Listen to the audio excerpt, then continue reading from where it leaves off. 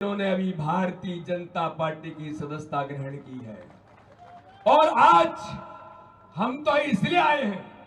मैं कोई बहुत भाषण नहीं करूंगा, मुख्यमंत्री जी हमें संबोधित करेंगे, लेकिन अध्यक्ष होने के नाते मेरे भाई और बहनों, जो इतनी बड़ी ताकत भारतीय जनता पार्टी की है, मैं तो आप सभी कार्यकर्ताओं से मिलने के लिए आज हम आए हैं कि मेरे कार्यकर्ता भाई और बहनों, भाजपा की कोई ताकत है तो यहां बैठा हुआ ये भाजपा का कार्यकर्ता ही, जो प्रत्येक बूथ से, बंटी जी कह रहे थे मुझे भाई साहब हर बूथ से कार्यकर्ता आया है, तो ये जो ताकत है भारतीय जनता पार्टी की, इतनी बड़ी ताकत भारतीय जनता पार्टी के कार्यकर्ताओं की है। मेरे भाई और बहनों, मैं तो मोदी जी का संदेश देने के लिए आया हूं।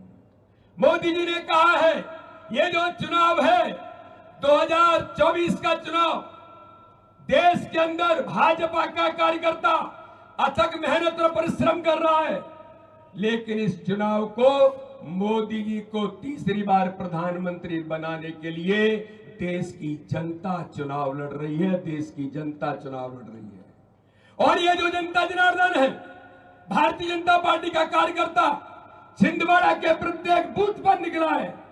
माननीय प्रधानमंत्री का जो संदेश है, मैं आज आपको देने के लिए आया हूं।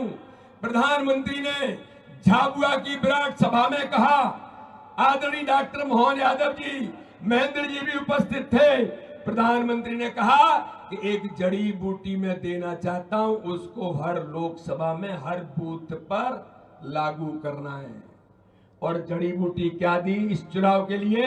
हर बूथ पर 370 नए मतदाता जोड़ करके इस चुनाव में जो पहले जितने मत मिले हैं उन सभी में 370 प्लस मतदाता बढ़ाकर छिंदवाड़ा के हर बूथ पर, क्योंकि छिंदवाड़ा बहुत बड़ा जिला है, 2600 बूथ हैं, मुझे लगता है कि प्रदेश के सभी लोकसभाओं में बड़ा लोकसभा है, तो उन बूथों पर एक एक बूथ पर भारतीय जनता पार्टी के कार्यकर्ताओं को संकल्प लेकर के ये चुनाव केवल जीतना नहीं है, ये चुनाव हर बूथ पर जीतना है।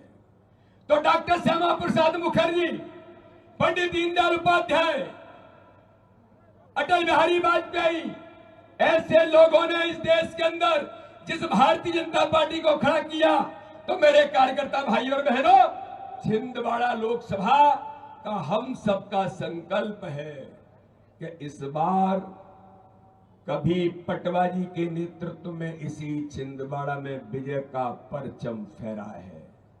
और अब हमारी बारी आ गई है कि इन कार्यकर्ताओं की ताकत के बल पर जनता जनार्दन में जो भारतीय जनता पार्टी के प्रधानमंत्री नरेंद्र मोदी जी के नेतृत्व में हर घर के अंदर, हर बूथ पर, मैं जब आया था छिंदवाड़ा के अंदर, तब मीडिया के लोगों ने मुझे कहा ये छिंदवाड़ा तो फलाने जी का गढ़ है, इनका गढ़ है, उनका गढ़ है। मैंने कहा सुनो भैया, ये किसी का गढ़ नहीं है। अगर गढ़ किसी का है तो प्रधानमंत्री नरेंद्र मोदी के नेतृत्व में गरीब कल्याण की योजनाओं के हितग्राहियों का छिंदवाड़ा गढ़ है, जो हर गरीब का जीवन बदलने का काम आज भारतीय जनता पार्टी की सरकार माननीय प्रधानमंत्री मोदी जी के नेतृत्व में कर रही है, हर गरीब के साथ खड़ा होने का काम।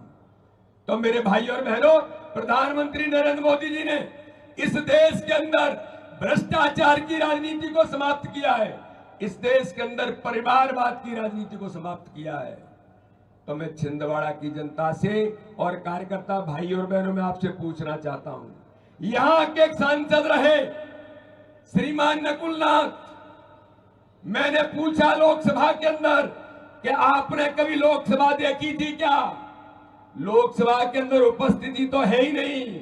छिंदवाड़ा की जनता की आकांक्षाओं और अनुरूप एक काम भी लोकसभा के अंदर छिंदवाड़ा के विकास के लिए कभी बात नहीं की।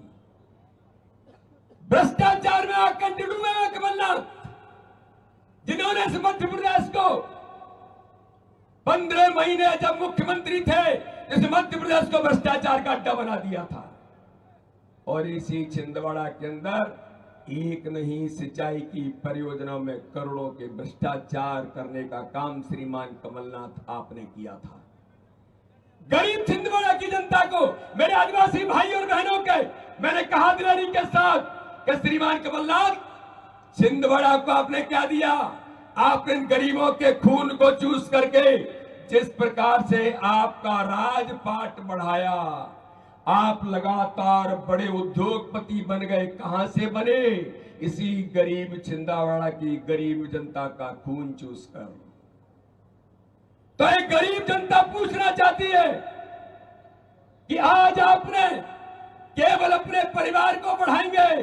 आप भ्रष्टाचार के आरोप में सांसद से हटे थे तो आपने अपनी पत्नी को लड़ाया था, और अगर आप असक्त हो गए तो अब अपने बेटे को लड़ा रहे हैं। चाहे वो दीपक सक्सेना जी हो, चाहे कोई और कांग्रेस के कार्यकर्ता हो, सबको लग गया ये तो केवल परिवार तक सीमित है। तो मेरे बहनों और भाइयों, मुझे बताओ, क्या केवल एक ही परिवार का व्यक्ति सांसद बनेगा क्या? अरे ताकत से बताओ, बनेगा क्या? प्रधानमंत्री मोदी जी का संकल्प कि परिवारवाद भारत की राजनीति से हम नहीं टिकने देंगे, तो इसका उदाहरण छिंदवाड़ा कि अब परिवार का कोई व्यक्ति छिंदवाड़ा का सांसद नहीं बनेगा। बोलिए, हम सब लोग तैयार हैं कि नहीं है? अब सामान्य व्यक्ति जो जनता के लिए, कार्यकर्ताओं के लिए, हर गरीब के लिए खड़ा होने का काम मेरे बंटी साहब